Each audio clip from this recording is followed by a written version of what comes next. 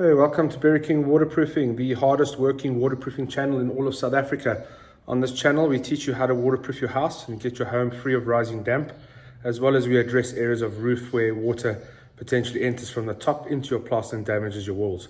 We had a project in Kempton Park, Glen Erasmia, where this particular client has issues of rising damp around the house, and we've ascertained exactly that it is rising damp, but there's also other issues in regards to gutters and rocks and so on. So stay tuned for further videos to show you exactly what the area looks like.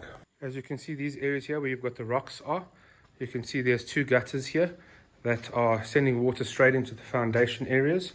These rock areas underneath them are purely just sand, so it's a perfect sponge to suck in water directly into the foundation walls.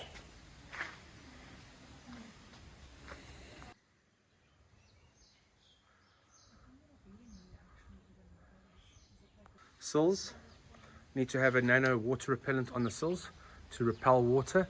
No sealant around the frames going around the entire house. Cladding doesn't allow the water in the plaster to breathe naturally. So the cladding looks lovely, but it actually blocks the plaster from breathing.